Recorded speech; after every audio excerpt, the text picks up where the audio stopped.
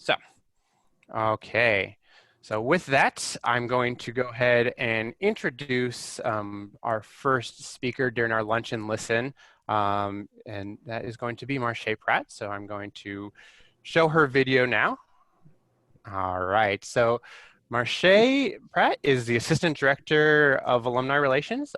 She is in charge of clubs and regional programs. She actually started her experience with Pacific Alumni Relations as a volunteer back in 2008. She joined the Pacific Alumni Board and was then hired on to the Pacific Alumni Relations team. So now she's using her networking that she started with, and she's still networking with alumni today. So with that, I'm going to turn it over to Marche with a couple different things. We have a couple questions for her, and at the end of hers, if anyone has any questions, we'll go ahead and type them in and we will get to those as well. So Marche, a couple of things that on the screen that we'll be kind of covering today. So Marche, what are some key ways to make connections with alumni through the Alumni Association? Yes, hi everyone. So glad to be with you. I am going to be sharing a couple of ways that I've personally used as before. I was an alumni volunteer for quite a while before I became a staff member. And so these are methods that I have tested and have worked for me and worked for others. So I would encourage you to take advantage of them. One of the newer ones is to actually attend events like this. These virtual events are new for us. However, they've been incredibly valuable. There have been great opportunities for our alumni volunteers to actually be featured in these different events that we've done. The majority of the ones we've done so far have been hosted by our existing alumni volunteers. So if you're wondering, what is it like to be a volunteer and what are these people like? Are they nice? Can I learn anything from them? You have the opportunity to kind of have a sneak peek of what you'd be getting into by attending our virtual events. So I really encourage you to take the time and make the time to be a part of these events. The very last slide that's going to be shown today will have our contact information. So you could start with our group to reach out afterward and start building your network right away today. All right, excellent. So just kind of going into the next thing, as you're talking about networking, we do have a Tiger to Tiger online networking platform. Yes. So could you talk a little bit about that and what the difference between that is and LinkedIn? Sure. So I think most of us are familiar with LinkedIn and how it works in terms of features and the job postings and that kind of thing. Tiger to Tiger is very similar, except I feel like it is a cut above in two particular areas. One is that the search is really specific to Pacific. And what I mean by that is that you're able to drill down in the member directory of the people that are a part of this platform by industry, by class year, by city that they're in. So for example, if you're looking for an alum who lives in San Leandro, if you were to look for that person on LinkedIn, you would have to go to the general category of San Francisco Bay Area. They don't drill down into the specific cities. And those of you that are from the Bay Area or know about the Bay Area know that it covers 9 counties, which is pretty wide. In Tiger to Tiger, you can type in that specific city and you will be able to see a listing of our alumni who are members who are in that particular area. So you're able to drill down a lot quicker. Secondly, any outreach that you do through Tiger to Tiger is going to be a warm way of doing it. And what I mean by that is on the general LinkedIn site, it's kind of a cold call in the sense that you don't know if that person is willing to help you or not. You know the background of that person in terms of their specific experience and activities, etc. On Tiger to Tiger, as soon as you sign up on the first page, it will ask you what areas are you willing to provide help or what areas do you need help, and that will be flagged on that person's profile. So that person, when you reach out, is expecting to hear from you, and that's a much easier and more comfortable way of reaching out to people, and it's going to have a better yield than just randomly contacting people through LinkedIn. So I would encourage your use of Tiger to Tiger for that reason. Wonderful. All right. That's a very cool thing. We will go ahead and when we post this, we will post the link to Tiger as well. So when you get that, you can check that out. Another question for you, Marche. So if I wanted to get in contact with some alumni, but I don't have their contact information and I can't find them on social media, how would I go about doing that? Yeah, so I get that question a lot, almost every day, because not everybody is on social media, or sometimes someone's name is very common, like say John Smith, and it's hard to narrow that down on social media who you're really looking for. So I would really encourage you to reach out to me personally or reach out to anyone on our staff. We have access to lots of alumni that we've come in contact with, and most of the time they are very willing to get an email, even if it's just out of the blue, from someone with a specific address that they recognize from the Alumni Association. We're a trusted source and referral source. And so I'm able to reach out to that alum on your behalf or find that person for you and then ask them how they want to connect with you, and then either provide their contact information to you or give your contact information to them. And then you all can go from there in terms of building a relationship. Okay, wonderful. So one more question for you, and this is more about kind of job searching. I know I personally have graduated Pacific a while ago, over 10 years ago, and so if I was looking for a job, is there any help that Pacific can provide with that? Sure. So beyond the existing tools that I talked about, getting engaged with the Alumni Association, also becoming a volunteer with us is another great way to get engaged. We do, as alumni, have lifetime services with our Career Services Center. Some of you may recognize it from its previous name of Career Resource Center. Same people, same company, or same department. And they're willing to help with resume review, cover letter review, and they can do a lot of that by phone. So I know it's not possible for some people to come to campus and receive those types of services, and they're more than willing to help you by phone. So I would encourage you to go to pacific.edu, look up the Career Services Center, and take advantage of what they have to offer for alumni.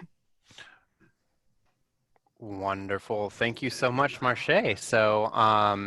If anyone has any questions for Marche at the moment, if you want to type those into the Zoom chat, we'll give you a moment to type those in. Otherwise, we will start moving on to our next presenter, and there will be time at the end. If you think of something to ask Marche, at the end we'll have time for questions for everyone as well. So we'll go ahead and okay, yeah, so we have a question that just came in. Does the Career Service Center review your LinkedIn profile?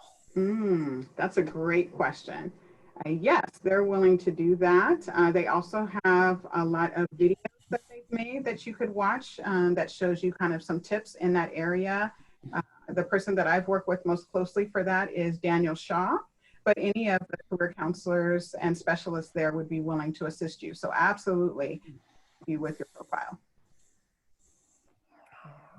Great question. Thank you so much for that question. And that came from Pan Moon. So wonderful. We'll go ahead and introduce our next speaker here. So it's going to be she is a career coach, so this is going to be a career coach Q&A portion. So here we go with Cynthia Carr. I'm going to go ahead and highlight your video so that way everyone can see your smiling face. Cynthia graduated in '91 from COP, College of the Pacific. She is a Silicon Valley-based professional career advisor. So thank you so much for joining us today. She's worked with individuals pursuing a change in their career, as well as those interested in general, just career choice. She's helped place hundreds of candidates in many different companies, mid-range, small, Fortune 500, all over many different industries.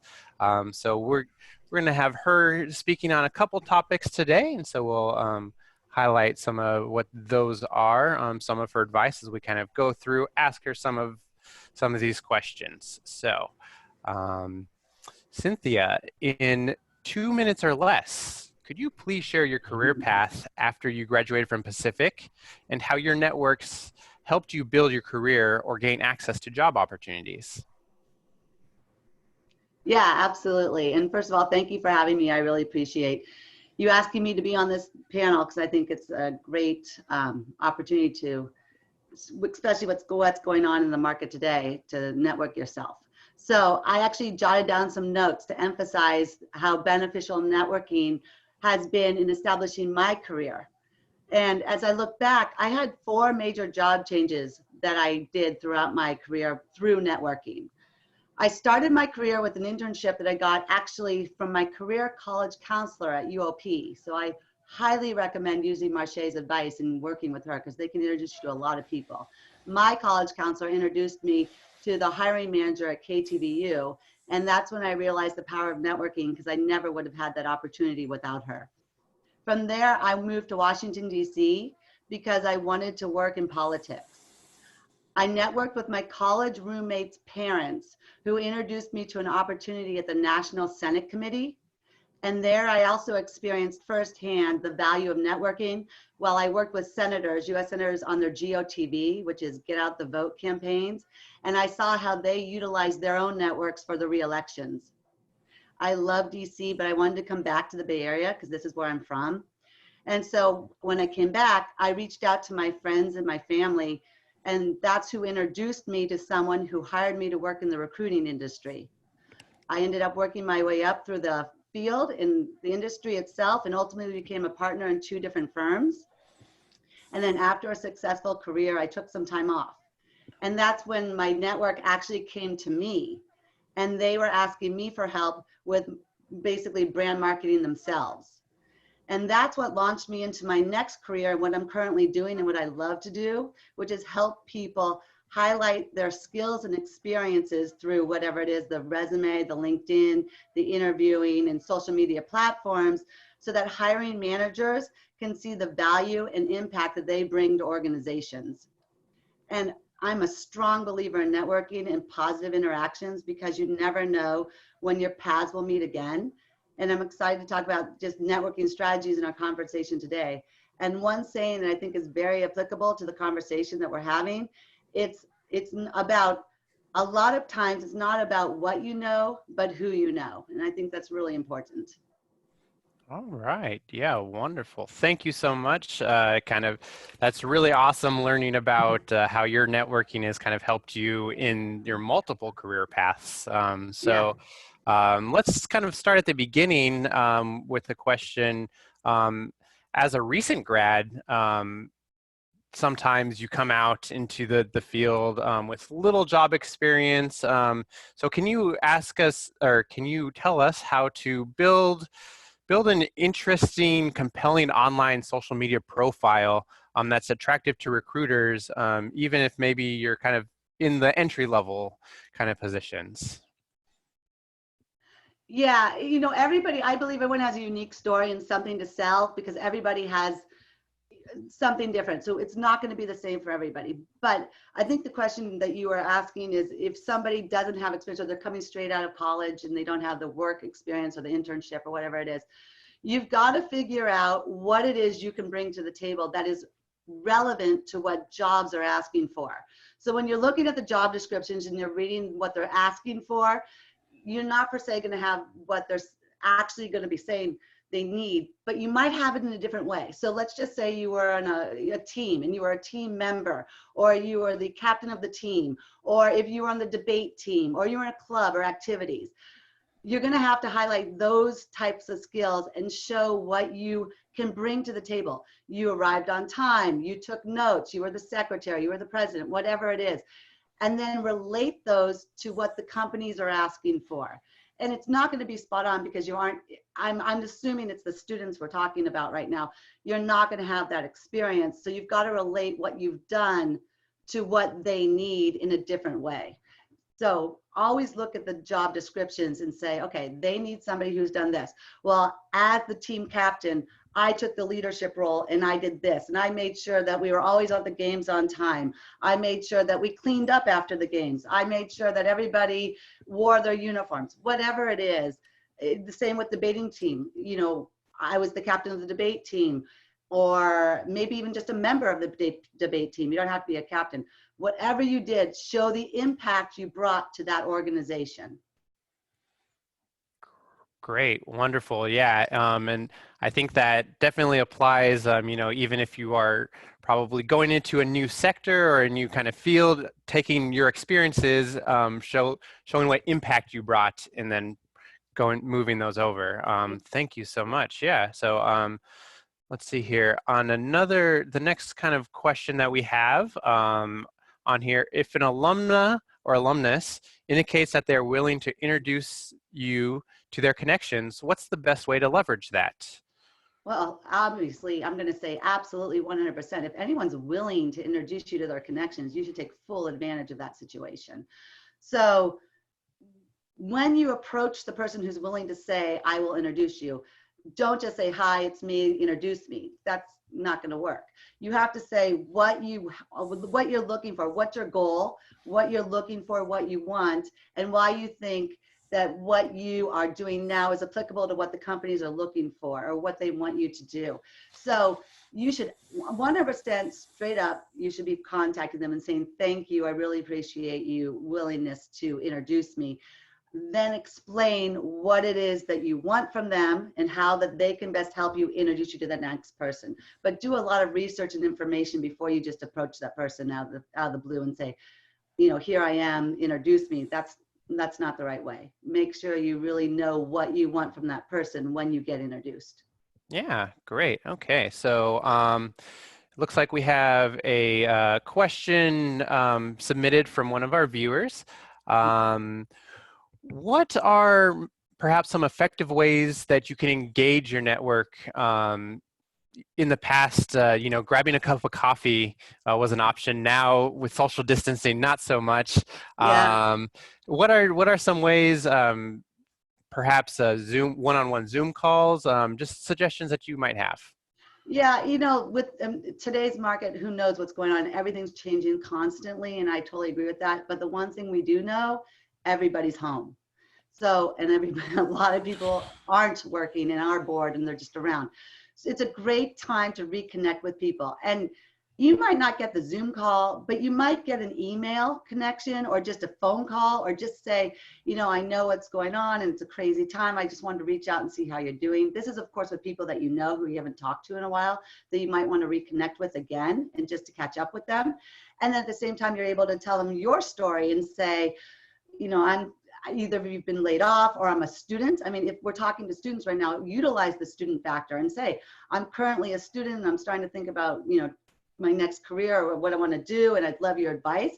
Get some information. People are going to be willing to talk to people right now. So maybe you're not looking for a job per se, but you might be just saying, getting some information on how they got the job that you're interested in. What was their career path that led to that?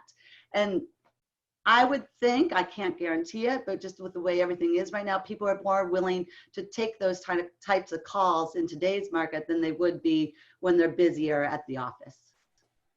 Yeah, that's a very great point. Thank you for that question, Bill. That was wonderful. Great ideas, Cynthia. So talking about job searching, so if you see a job online, but that person, as you're applying, you realize that you don't maybe have every skill listed on the job description, is it still worth applying? Yeah, absolutely. You should still work. So there's different ways of looking at that's a kind of a two-part question.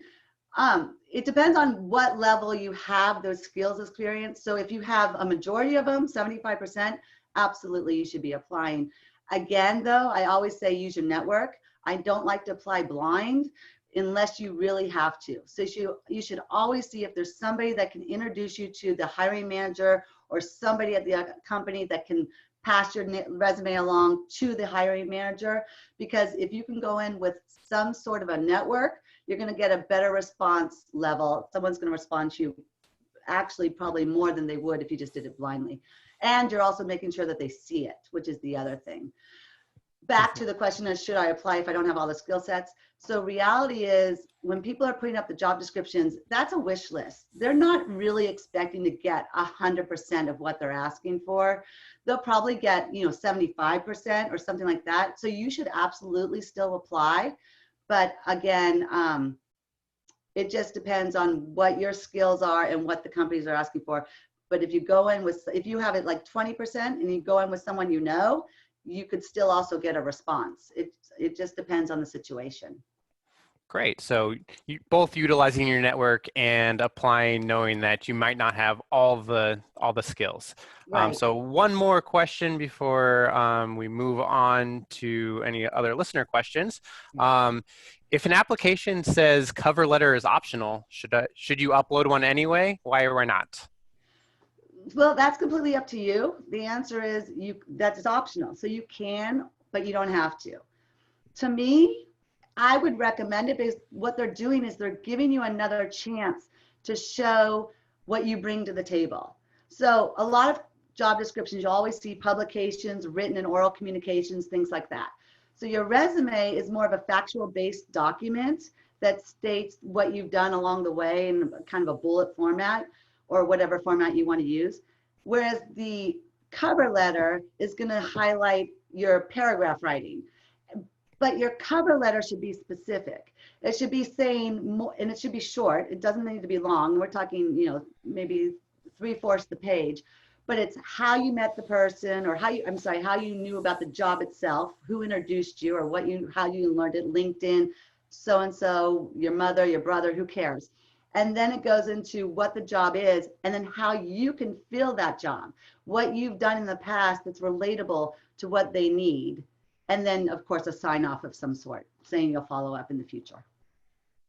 All right, wonderful. Thank you so much. So we have one more question from our audience. And if anyone else has any questions, go ahead and remember you can type them into our chat box. So Cynthia, do career coaches tend to focus on specific industries? So as an example, financial services, marketing, those types of specific industries, or are they more broad as career coaches? Yeah, excellent question. It just depends on the career coach themselves and what they want to specialize in. So there are definitely career coaches out there that will specialize in certain industries or certain roles, positions, or they can be broad. I'm more of a broad spectrum. I started out in the finance, but then I've gone to all industries and all in executive levels, higher levels, although more recently I've been working with students as well. Okay, wonderful. Thank you so much, Cynthia. So I see a few more questions on here that I think actually might get covered with our next presenter. So again, there will be a time at the end for all three of our presenters to answer some more questions. So keep those questions coming up. I see lots of good ones in the chat. So I'm going to go ahead and introduce our next speaker. And she is a recruiter, so this is going to be some recruiter Q&A time. So Mathilde Patman graduated from the University of the Pacific in 2013 from the School of Business and got her MBA in 2014. She currently works as the People and Operations Manager at Smart Car in Mountain View. So those of you who have heard about Smart Car, it's kind of a cool thing. She actively engages in finding great candidates for the company, and she's going to share her tips on successful engaging with recruiters. She also has previous work experience working at Google and Yelp. So with that, some of Mathilde's tips are up there. I'm going to go ahead and spotlight her so that way we can all see her smiling face and see her talk. So we're going to go ahead and start off with you. Just kind of introduce yourself and 2 minutes or less talk about your career path and how your network helped you build or gain access to your job opportunities. Sure. Thank you so much for having me, first off. But I'll go through the career path kind of fast and then talk more about how I got those jobs. I think that might be more beneficial. But quick summary, went from my MBA UOP to Yelp, Yelp to Google, Google to Base CRM, and then Base CRM to SmartCar. I think when you're early on in your career, it's really hard to leverage your network because you're still building that out. So it really comes down to a lot of hard work. And to actually get my first role out of school as an account executive at Yelp, I actually applied to over 100 jobs in order to get that one role. So it's a lot of work, and those who don't give up and are persistent are those who will end up finding the role that they're really excited about. And one advice I always give to people is, yes, it is intimidating to apply and you just want to get any job to get your foot through the door. But I think it's more important to take your time and get the right job so that you're not messing up your career path instead of getting any job. So after my first role, obviously got a little bit easier, and my role at Google, I was actually approached by a recruiter, so I didn't have to do any work whatsoever, which was great, except the interview process. But once I was at Google, I realized that I actually really enjoyed recruiting just because I had the opportunity to do some interviews and help find potential candidates to join the sales team. So that's when I realized I need to make a risky pivot in my career right now and go into recruiting, even though I have zero experience. So actually back to Cynthia's point, when you were talking about how you should absolutely apply to jobs that you might not 100% be qualified for. That's what I ended up doing at Base CRM. They were looking for someone with 2 years of recruiting experience, and I had zero. But within my resume, I showcased that sales and recruiting is very similar. Instead of selling a product, I'm selling a person in that case, or I guess selling the person to join the company. So I applied, took that risk, but in addition to that, I also reached out to the hiring manager by email. So I have a cool little tool that I can share in the chat. And I think I, okay, cool. Yeah, so I just took a screenshot. Wait, that one didn't work. It's the worst example. Well, it usually works. So how it works is you go on LinkedIn, you find out who you want to reach out to. Obviously, if it's a smaller company, maybe 200 people, which Base CRM was, you can just type in recruiting manager or head of talent acquisition at Base CRM, something like that. Once you know their name, you put their first name, last name, and then the domain is just the first part of the URL. So the website was getbase.com back in the day. So I put getbase in the domain name. You click ring the bell and it'll generate all the possible emails that it could possibly be, and then highlight in green the one that actually works. For the off chance that doorbell does not work, which in this case it looks like it didn't, the cool thing is a lot of companies are not very original with their emails for good reason. So you can just kind of play around and email a bunch of different variations until one works. So, and just take note of which ones those are. So usually companies have first name dot last name at companyname.com, or first letter of the first name and then the whole last name at companyname.com. So just try the different variations. And so I tried that at Base CRM. The hiring manager responded. We actually ended up getting sushi, which is not something I typically do, but I took the opportunity because I wanted to sell myself. And it was a great click, so ended up getting the job. And actually back to the previous point of not getting any job, I applied to a lot of different recruiting roles, and I knew that I didn't want to work for an agency. As a recruiter, I wanted to be in-house, and I had a lot of opportunities to interview for agency type roles because they're more about volume and they have the time to train you, as opposed to in-house. Usually it's less recruiters and they want you to ramp up faster. So I really took my time, and I was okay getting 50, maybe not 50, but I was okay letting go of a bunch of different offers from agencies in order to find the right one in-house. So being patient paid off. And then I guess this is way over 2 minutes. I'm so sorry. It's all right. I think this is very interesting. You're kind of talking about skills, about how to reach out to people, and kind of the things that people can apply to from your job experience. As Cynthia said, taking those experiences and moving them from one side to the other. So let's go ahead and the next question that we have on here is, meeting a recruiter virtually can be intimidating, right? I mean, a lot of us are used to the kind of in-person. We already had that conversation about that coffee chat. You already spoke about meeting someone in person doing sushi. What are your top 3 tips to help prepare someone for a virtual meeting? Sure. So I would say, honestly, the virtual meeting is pretty similar to the in-person meeting. My top 3 points would be prepared with knowing what the company does.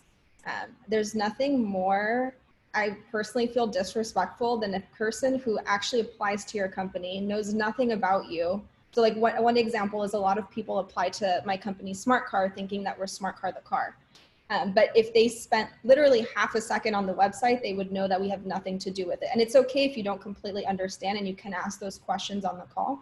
But definitely trying to at least understand what the company does, or at least understanding what industry the company is in. So that's one piece. And then the second thing I would say, preparing on selling yourself. It's really intimidating to sell yourself and try to sound like you're super humble while also being confident, but then it can come off as you have an ego. So it's really hard to balance that out.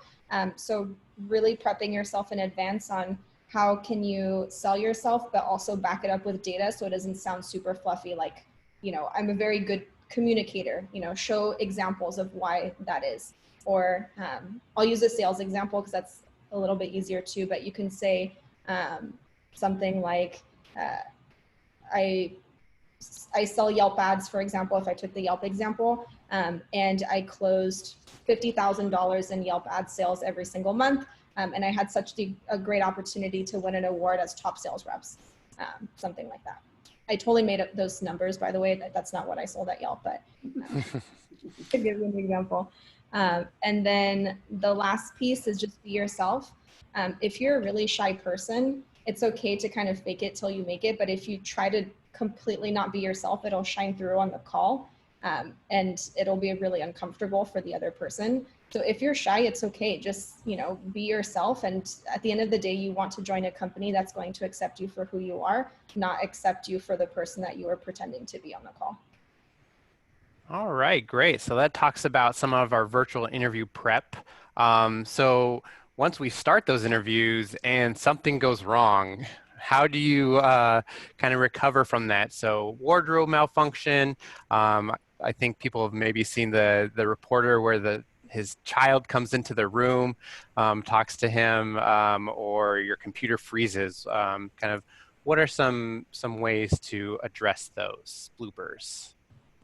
So if it's the wardrobe malfunction, that's on you. Like, you should have that figured out before the call, to be completely honest. Like, dress up as if you were in person. But if it's something like your cat jumps on your lap, I think it's okay to make a joke saying, looks like I'm not the only one competing for this role, or something like that. And just say sorry. I mean, if the company is mad at you because your cat jumped on your lap, or, the Wi-Fi broke up a little bit, it's not super nice. So most of the time people are super understanding, unless you purposely, went outside when you know that it's super loud to take a call. I would say those are, just apologize and make a joke out of it. No one's going to be upset is my kind of main takeaway. Great. Okay. Yeah. So be prepared as much as possible, and everyone realizes that these are things that can be out of our control. So next question that we have for you is post-interview thank you notes.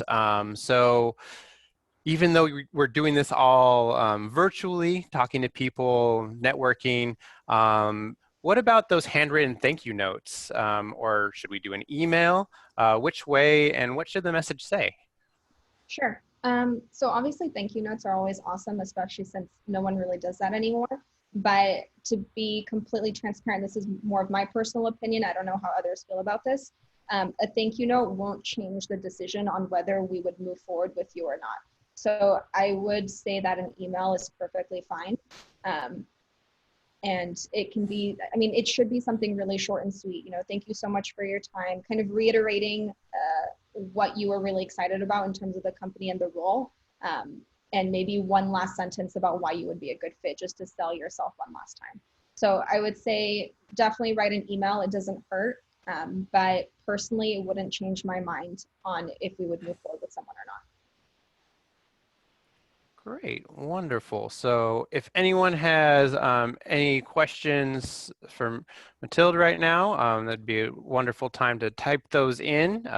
Like I said, we will be getting back to some of the ones that were in the past. So one question that came in is specifically about recruiters. Do recruiters work for the actual hiring company, or do they work for the candidate that they're recruiting for? How closely do you require a candidate's experience to match those being asked for the position being filled? Got it. So do you, I guess I just want to repeat the question. Do you mean, is the recruiter on the company side or the candidate side in terms That's the first part of the question, yes. So, I mean, obviously both. Every recruiter wants the person that goes through the interview process to get hired, or else they wouldn't be in recruiting. But obviously at the end of the day, they're going to do what the company needs. Just because you're also part of those conversations around what new headcount needs to be in, if, you know, hiring managers actually need that role, you're always part of those, especially at a smaller company, you're part of those conversations. But we're always the candidate's number one cheerleader. So if you do a great job from a personality standpoint, you're super nice, and, you know, it really shows that you're really excited about this company. Even if it doesn't work out, the recruiter might actually help you get a job somewhere else. So that's the first part. And I guess to give you an example, there was an engineer that I interviewed about 6 months ago, and skill set wise, he wasn't a good fit, but personality wise, he was the nicest person I've ever spoken to. And he was so thoughtful about learning everything about our company, about the role. He was just really excited about it. And because of that, I really wanted him to succeed. So I actually introduced him to the recruiting team from our investors, Andreessen Horowitz, so that they could introduce him to all the heads of talents from the 200 portfolio companies that they've invested in.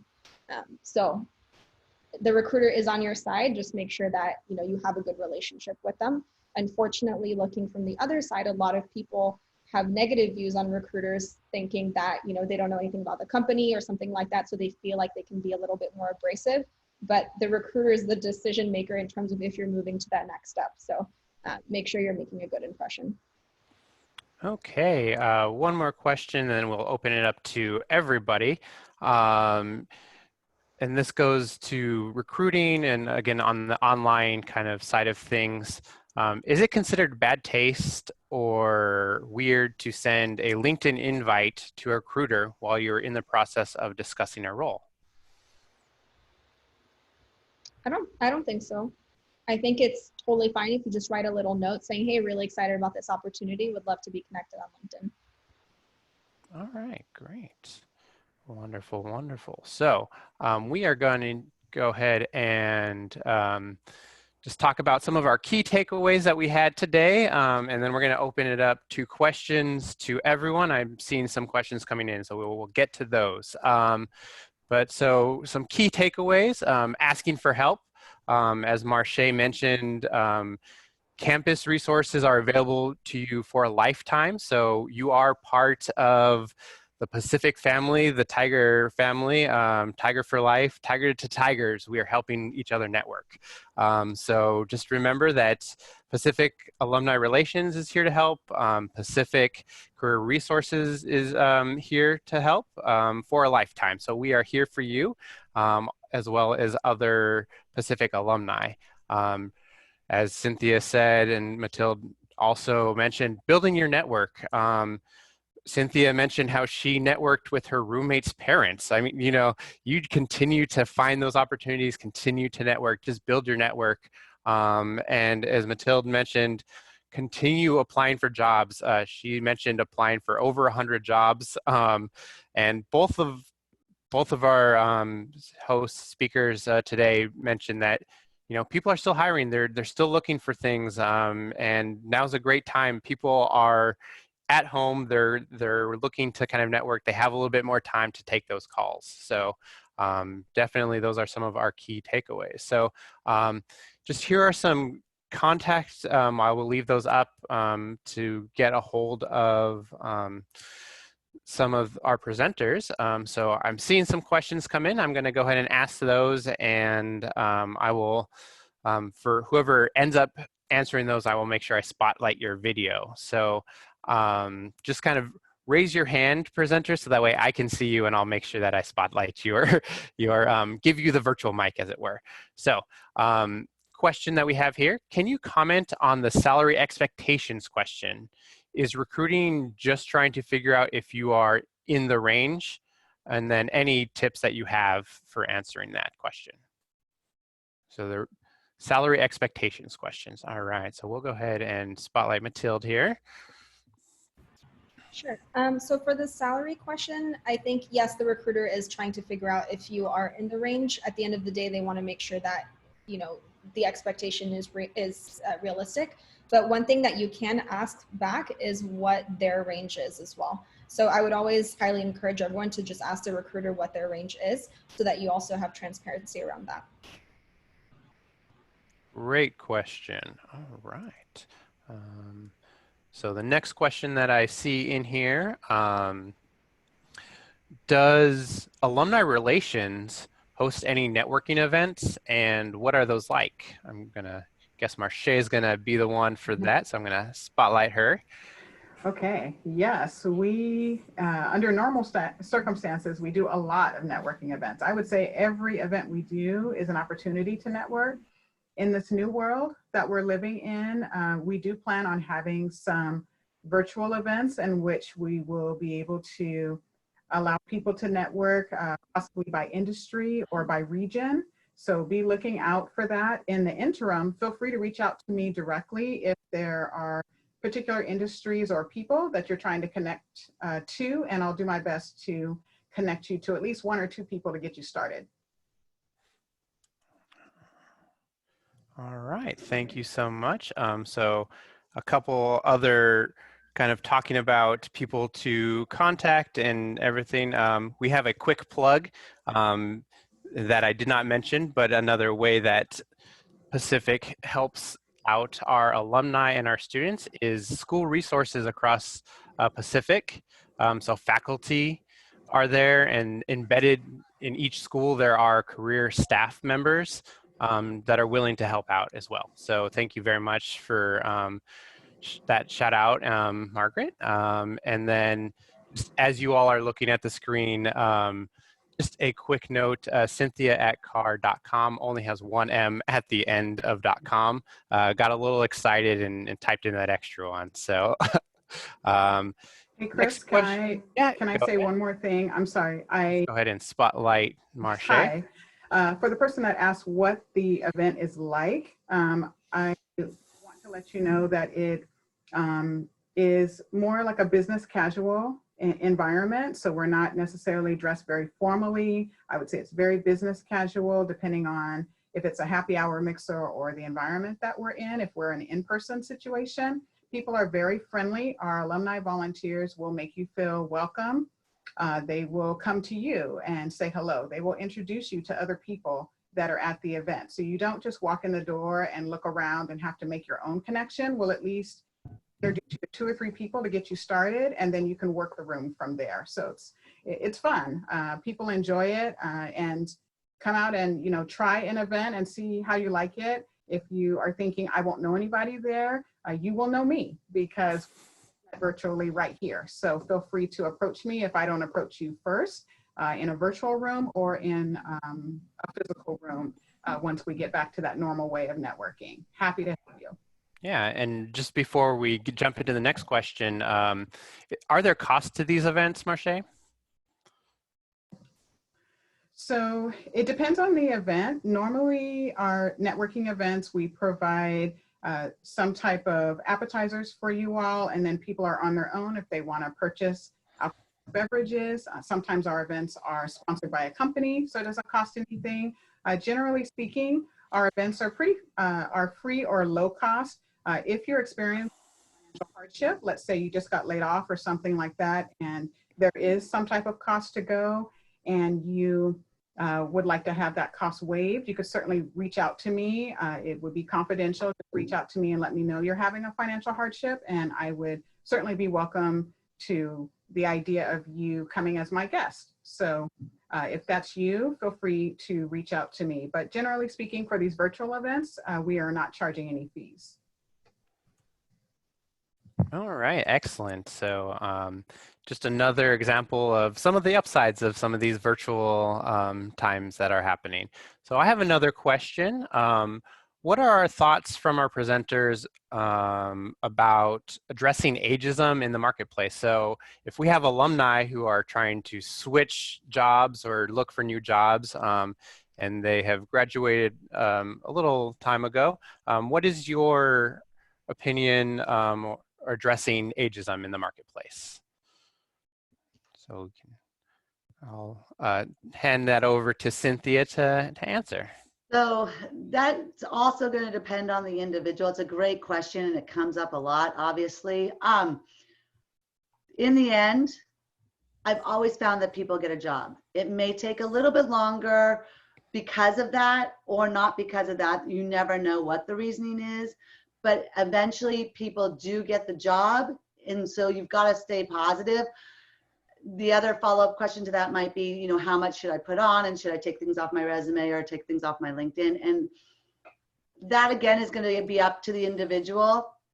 I'm a full believer in disclosure because you can find out anything about anybody on the internet. So even if you don't put it on there, if somebody's going to look you up, which they will, they're going to see that you're at these different locations. So at some point you need to bring it up.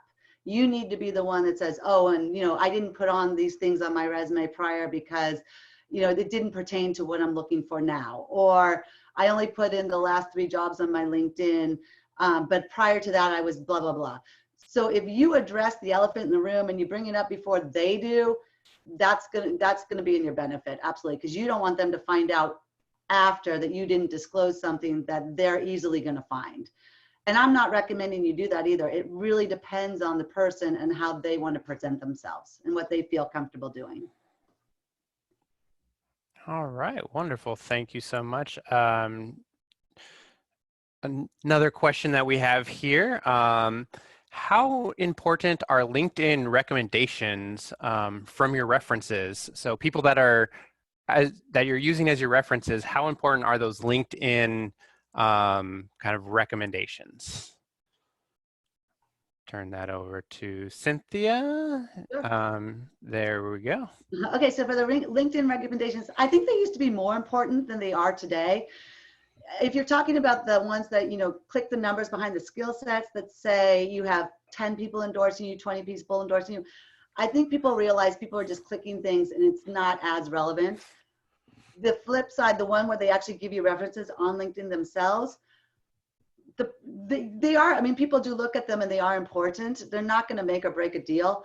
The other thing is you don't necessarily want to give your best references on those because as a recruiter, internal or external, we're always going to do reference checks. So if I see the reference on the LinkedIn, I'm going to say, oh, that's great. She or he liked that person. Now give me another person. Who else would you give me? So I would highly recommend not putting your best references on there if you can avoid it, because I'm going to ask for other ones eventually anyway. All right, yeah. That's my thoughts. Wonderful. Yeah, no, that's great. So the ones where people just click yes or no, that's probably less important, as you mentioned, but the actual kind of written recommendations hold a little bit more weight, but we're keeping your best recommendations for kind of in person as you will. Wonderful. And so we are approaching the time to finish right now. So I am going to have one last thing about call for questions. If you have any further questions, we will go ahead and stay on here for 5 more minutes, allow you all to write those questions. Please include your email address, and we will get those done in an FAQ style, so that way we can try to answer any of those questions. If you think of any questions after the fact, you can reach out to Marche, Cynthia, or Mathilde. And I personally want to say thank you, and this was very informative for me. Hopefully our guests feel the same. So thank you so much for the three of you for joining, for giving your expert opinions. Thank you so much. I'm seeing some chat in here saying it was very useful. So thank you. Round of applause to you. Thank you so much for coming in. We definitely appreciate it. And so, like I said, we'll hang on here for 5 more minutes for everyone, if anyone has any last minute questions, to type into the chat. But thank you all for joining. We'll give you 5 minutes before you have to commute back to your office work. So thank you again, enjoy, and please keep an eye out for future events. Bye. All right.